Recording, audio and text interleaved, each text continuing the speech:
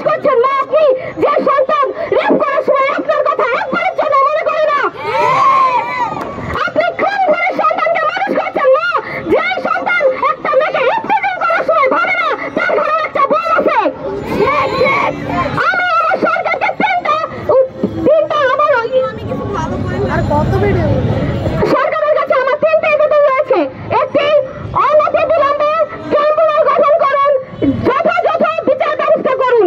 দ্বিতীয়, কোনো কারণে কোনো বিচার অতিরিক্ত বিলম্ব করা যাবে না, অনতি বিলম্বে প্রত্যেকটা বিচার আওতাধীন করা উচিত।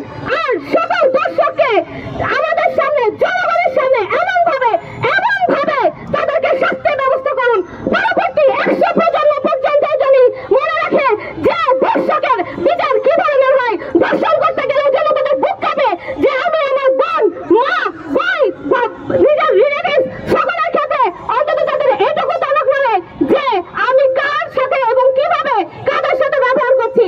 আপনারা মা, আমি মাদেরকে বলবো নিজের ছেলে সন্তানকে মানুষ করুন, পর্যাপ্ত শিক্ষা দিন। যদি শিক্ষা দিতে না পারে ধর্মীয় বিধান বলুন, ধর্মীয় বিধান না পারলে শিক্ষকের কাছে দিন, মারুন, পিটুন, কিন্তু সন্তানকে মানুষ করার জন্য যতটুকু পর্যন্ত আপনার পক্ষে করা সম্ভব আপনি ততটাই করুন। একজন দর্শকের মা হয়ে বেঁচে থাকার থেকে আমি মনে করি আপনার মরে যাওয়া অনেক ভালো, অনেক ভালো, অনেক ভালো। এই পর্যায়ে আপনাদের সামনে বক্তব্য রাখবেন ইডেন মহিলা কলেজ থেকে সুমি।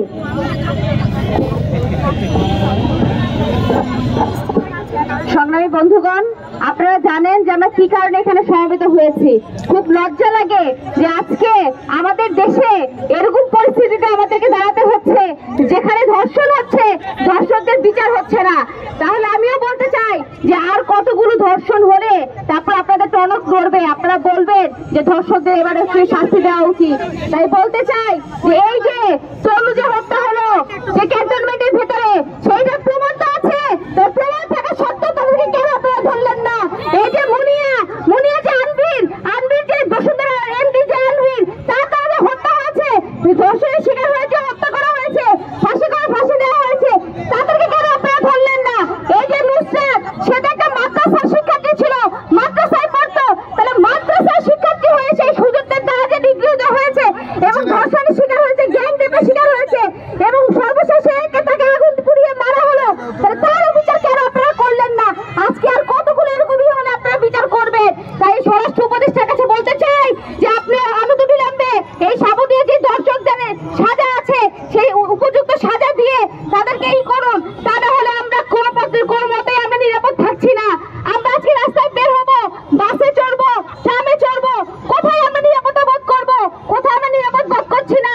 তাই আমরা আমাদের এই থেকে আমরা বলছি, আমাদের মঞ্চ থেকে, যে যতদিন পর্যন্ত ধর্ষকদের উপযুক্ত দৃষ্টান্তমূলক এবং কঠিনতম সাজা না দেওয়া হবে ততদিন পর্যন্ত আমরা রাজপথ ছাড়বো না। মেয়েরা রাজপথ দখল করবে, মেয়েরা স্বরাষ্ট্রমন্ত্রীকে সেই চেয়ার থেকে উপযুক্ত ভাবে টেনে হেঁচড়ে নামাবে এবং আইনি ব্যবস্থা যতদিন পর্যন্ত না নেওয়া হবে সেই আইনি ব্যবস্থা নেওয়ার পক্ষেও মেয়েরা হচ্ছে তাদের যে ভূমিকা সেই ভূমিকা দেখিয়ে রাখবে। আপনারা ভাববেন না মেয়েরা শুধু মেয়েরা হচ্ছে মানুষ, যে মানুষ মাথা উঁচু করে বাঁচতে পারে, যে মানুষ তারা অন্যায়ের বিরুদ্ধে কথা বলতে পারে, যে মানুষ এই ধর্ষকদেরকেও সাজা দিতে পারে।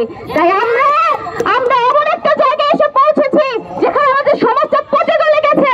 তাই বলতে চাই যে আমার যে ভাইয়েরা আছে, যে ভাইয়েদের কাছ পর্যন্ত আমাদের এই বক্তব্য পৌঁছাচ্ছে, তাদের উদ্দেশ্যে বলতে চাই যে আপনারা কখনো আপনার ঘরের বোনকে কি আপনারা ওই চোখে দেখতে পারেন না? আপনারা তাহলে আমাদেরকে কি চোখে দেখবেন? আজকে আমরা দেখছি সিনেমায় আজকে যেভাবে নারীদেরকে উপস্থাপনা করা হচ্ছে সেক্ষেত্রে ভোগ্যপণ্য বানানো হচ্ছে নারীদেরকে। তাই আমরা বলতে চাই নারীদেরকে ভোগ্যপণ্য বানানো থেকে বিরত রাখুন এবং